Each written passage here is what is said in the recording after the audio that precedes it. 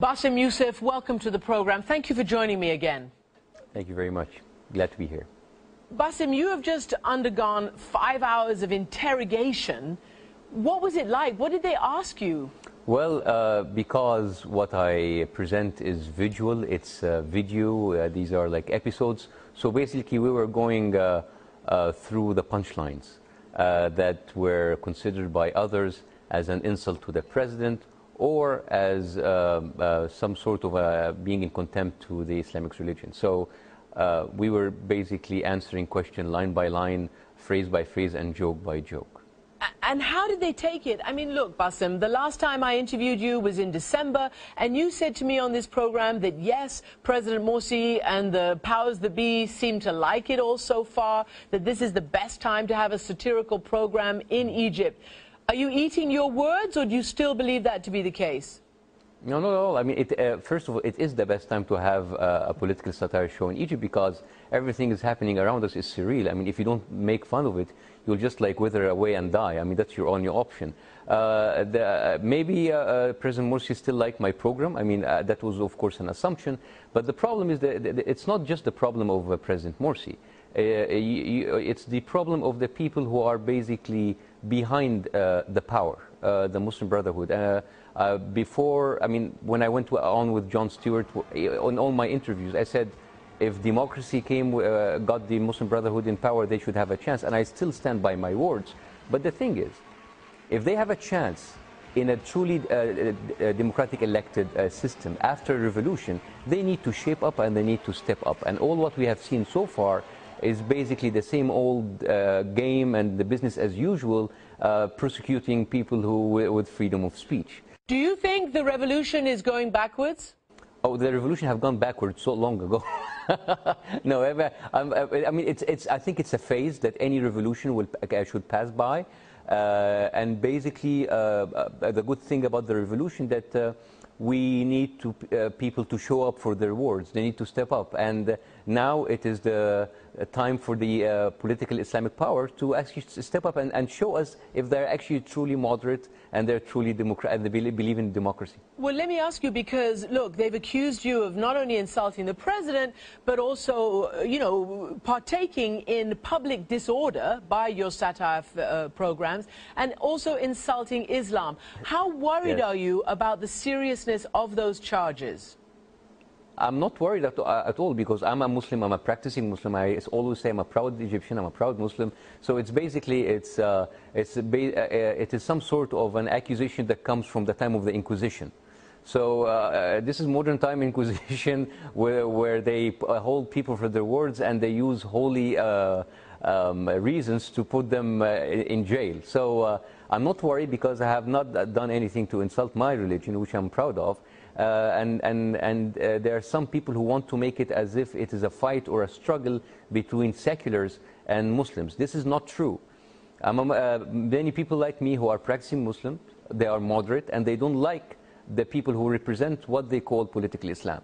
I mean, Islam is a wonderful religion, it's a great religion, it's a peaceful religion, and there are some other people who claim to be the sole representatives of Islam. They're the ones who are actually giving a bad image, and they're basically insulting the image of Islam. So it's not like an infidels versus Islam war. What are the specific things that you are alleged to have done? How did you insult the president or Islam according to these charges?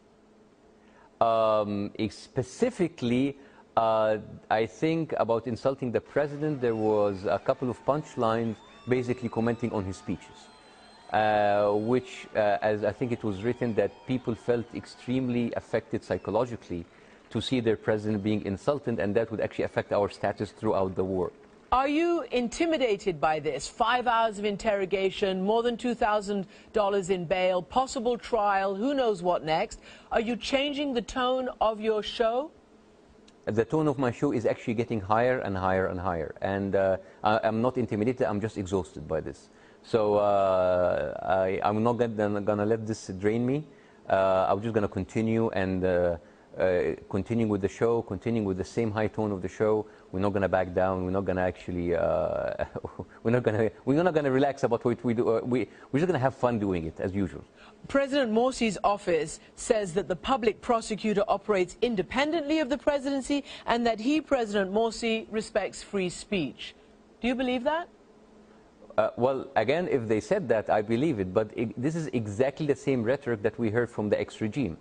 I mean, the ex-President Mubarak never put someone directly into an investigation. There were other people who are great supporters of the regime who did that for him. And he would come again at the end and actually show his grace and release them. So, I mean, we're talking here about the fundamentals of all of this. In a modern democratic country, those laws that can actually allow people to put other people into investigation and trial and jail because of accusation like insulting the president or insulting a certain religion is ridiculous.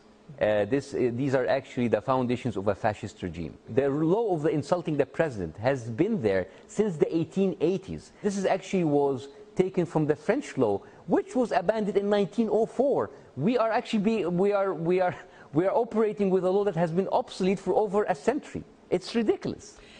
And in the meantime, there are other really troubling things happening in Egypt. For instance, the huge spike in sexual assaults against women, not to mention the terrible economic problems and the security, law and order problems.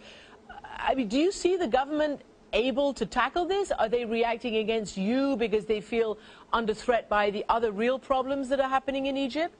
The problem now with the rhetoric of the government and their supporting media, that they are blaming everything on the media for talking about problems instead of actually solving the problem. This is a government that is hanging its failure on other people right for free speech. So basically you're having an authority that has failed every single promise, and they expect that people will remain silent, and they expect that people that will shut up, and that will not happen. So that's why you have the unrest.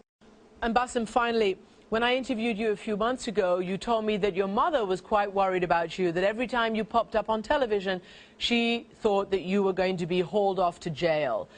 Do you think her fears have come true? Well, I mean, she's still worried. And now going to jail is a risk that we have to go through. But, you know, with big shows and big programs comes great responsibility and maybe bigger risks. So I think we just have to accept that this will happen anytime. And meanwhile, we will just have fun doing this. Have you heard from Jon Stewart? Oh yeah, I mean, of course he asked about me, and he said, we've been in touch and we've been corresponding, and who knows, maybe he will talk about me in the show. Hi, John. Bassem Youssef, thank you so much for joining me. Thank you.